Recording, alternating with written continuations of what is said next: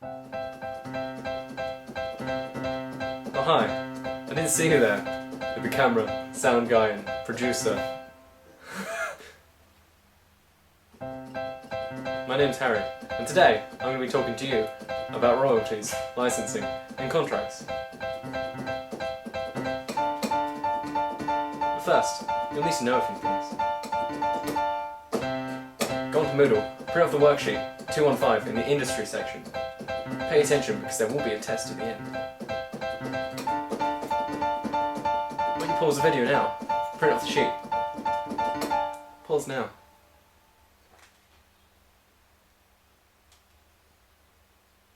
You found it? We shouldn't have. There's not even a sheet. I'm not even a teacher. Let's go inside and take a look at some stuff.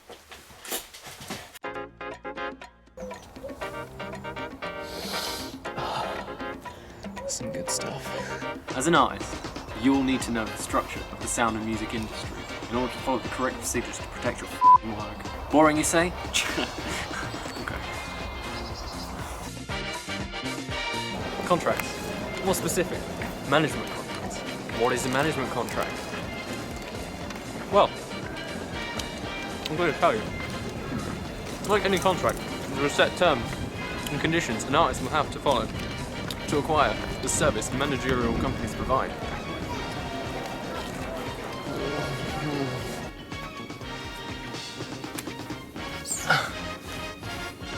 Trial period. A trial period is a very simple agreement where you're assigned to the management for 6 months and then agree to proceed to a long-term contract. Or you can negotiate with the client for a full deal with the option to terminate your contract within 30 days of the 6-month trial period ending. Fixed-term contracts. Most fixed-term contracts last 3 to 5 years, with a review at the end whether or not to extend for another year or two. This is good for the artists because it gives them the time they need to build a strong relationship and trust the management company. But watch out, there could be requirements. You may need to get a record deal or fix sum of money. Territory.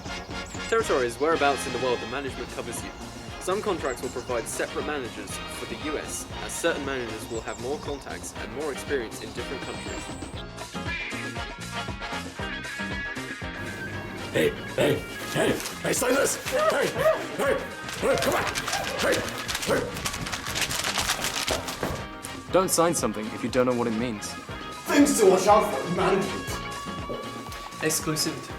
During your deal with the management, the artist is represented exclusively by the manager for the time you have settled for.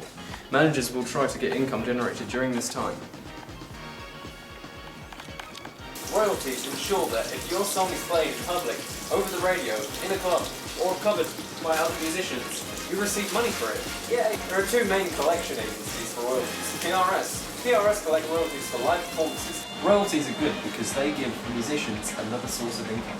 PRS is also good because they license and collect royalties for their members' musical works whenever they are publicly performed or recordings of them are broadcast or played in public spaces. Do you have PRS? No. If you cover songs, you don't necessarily need PRS as long as you do your own cover. And realistically, even if you do it exactly the same, who's going to catch it? And who's going to be bothered to charge you that much money? Unless it goes up on the radio or something. PPL. PPL provides licensing to radio stations and TV to let them play recorded music. PPL, like PRS, is a brilliant way to receive royalties from your music being played. A PPL license is required when recorded music within PPL's repertoire, including radio and TV, is played in public. So for instance, if a club is playing your music video on their TV, you deserve royalties for it. Mechanical royalties. Every time a song you've written is manufactured to be sold as a CD, downloaded online, or streamed through services like Spotify, you are owed a mechanical royalty. As a songwriter or publisher, you are owed a royalty every time your composition is reproduced.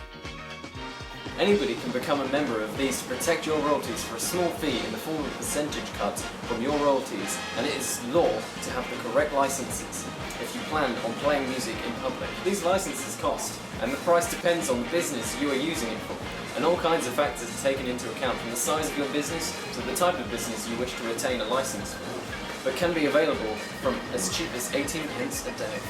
If you are a radio station, pub, school, or any sort of business planning on playing music in public, it would be a good idea to get a license from either PRS or PPL.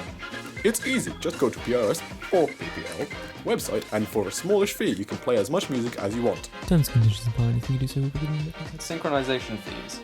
Even if you're using music for film or TV, you still need to have a license. A synchronization license is a license given by the owner of the copyright of a certain composition, allowing you to sync their music with your film or other kinds of visual media. Copyright. If there were no copyright regulations, the industry would completely change. Musicians would not be able to claim royalties for music, as it would be harder to prove that a composition was written or recorded. Companies such as PRS would be abolished as they collect money for the copyright holder. Also, musicians and producers would find themselves making less money as people could easily steal their work. Although this is true, without copyright regulations, it would be a lot easier for a business to play music, as they would not have to pay any licensing fees to play someone's music. With all this in mind, personally, as a musician, I find a world without copyright an awful one. Copyright may stand in the way of certain businesses playing music, but we've got to make money somehow.